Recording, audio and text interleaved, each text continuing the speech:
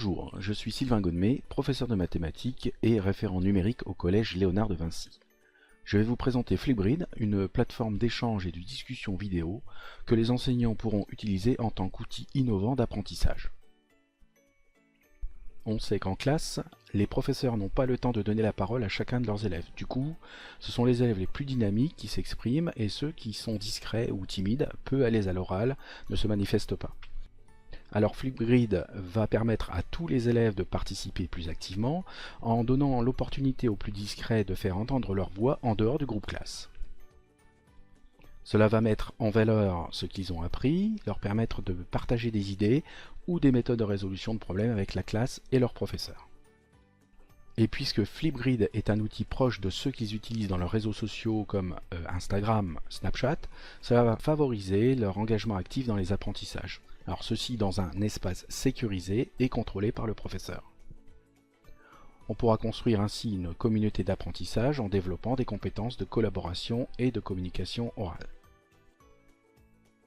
Le principe de fonctionnement de Flipgrid est très simple. Le professeur crée des espaces de discussion vidéo pour ses classes, que l'on appelle des grilles, et il va définir des sujets ou des questions sur lesquels les élèves vont travailler. Ces derniers vont contribuer par de courtes vidéos dans lesquelles ils expriment et échangent leurs idées en réponse aux sujets posés. Alors concrètement, il y a 4 étapes très faciles et rapides à mettre en œuvre pour utiliser cette plateforme.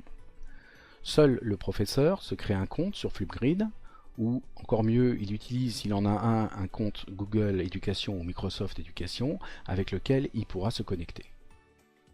Le professeur va donc créer un espace de discussion pour sa classe appelé grille, qu'il va paramétrer simplement pour en contrôler l'accès. Les élèves utiliseront soit un mot de passe, ou leur compte scolaire G Suite Éducation, ou Microsoft Éducation selon les cas. À l'étape 2, tout au long de l'année scolaire, on pourra alors ajouter des sujets de discussion en fonction de ses besoins pédagogiques, en utilisant comme support n'importe quel type de média, par exemple une vidéo YouTube ou une image, et en joignant éventuellement un fichier annexe ou un lien. Les élèves répondent ensuite au sujet à travers de courtes vidéos qu'ils peuvent enregistrer sur leur ordinateur, tablette ou smartphone. Le professeur effectuera une modération sur la vidéo réponse avant de la publier sur la grille. Ceci garantit que le contenu est ainsi toujours contrôlé et les informations annexes que les élèves peuvent ajouter comme un titre, un lien éventuel, peuvent être modifiées ou supprimées par l'enseignant. L'interface de l'application est en anglais car l'application est américaine, mais elle est très intuitive quant à l'utilisation avec de nombreux boutons graphiques ou des icônes explicites. Enfin, au fur et à mesure des contributions à la discussion des uns et des autres, se crée une véritable communauté d'apprentissage où les interactions se développent.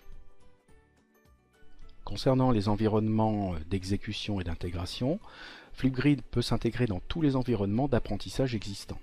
S'ils en ont un, les élèves se connectent avec leur compte Google Éducation ou Microsoft Éducation, sinon un mot de passe d'accès aux grilles leur sera transmis par leur professeur.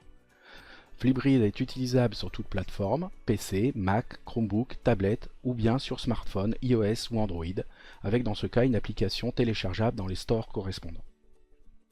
Les exemples d'utilisation maintenant, alors on peut utiliser Flipgrid pour tout un tas de choses, par exemple en français pour raconter une histoire, résumer un livre, ou lire un texte, ou répondre à des questions. En mathématiques, Flipgrid peut être utilisé pour expliquer une notion ou un concept, expliquer sa solution à un problème ou pour démontrer un résultat. En langue vivante, on peut l'utiliser pour développer l'expression orale, c'est-à-dire se présenter, exprimer une opinion, etc. On pourra aussi utiliser Flipgrid au niveau de l'établissement pour communiquer avec les parents. Le personnel peut se présenter individuellement et expliquer sa fonction au sein du collège. Des événements particuliers pourraient être présentés. Les parents pourraient être aussi invités à poser des questions d'ordre général à la direction, etc. On peut aussi l'utiliser également dans le cadre de la formation professionnelle des professeurs, comme support de suivi et de partage de pratiques de classe. Et puis notamment au-delà du cadre de l'établissement lui-même, par exemple au niveau académique ou pourquoi pas national. Il y a bien d'autres usages qui sont encore à imaginer car les possibilités sont nombreuses. Voici maintenant un aspect très important avant la mise en œuvre effective de Flipgrid dans les classes. C'est un sujet d'actualité, notamment depuis la mise en place récente du RGPD, le Règlement général de protection des données au niveau européen.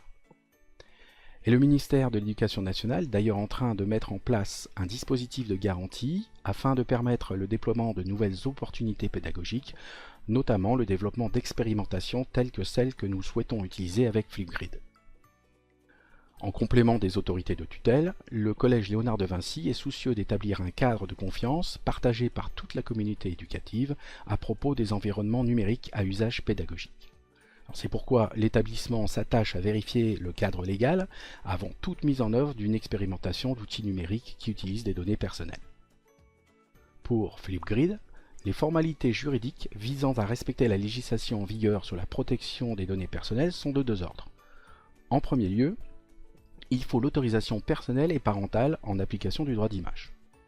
En second lieu, il faut clairement indiquer la nature des données concernées, indiquer que seules les données indispensables au fonctionnement de Flipgrid sont collectées, leur durée de conservation, les droits des utilisateurs correspondants, comment ces données sont protégées et où elles sont stockées. Toutes les dispositions relatives à ces données sont précisées dans la charte d'usage et de confidentialité Flipgrid établie par l'établissement que je vous montrerai dans un instant et qui sera complétée par un guide de bonne pratique afin de poser un cadre sécurisant autour de ce nouvel outil pédagogique. En conclusion, voilà un outil qui pourrait apporter une nouvelle dynamique aux apprentissages en impliquant davantage l'élève dans sa formation et en lui permettant d'utiliser un nouveau moyen de s'exprimer à l'école. Je vous remercie de votre attention. À bientôt.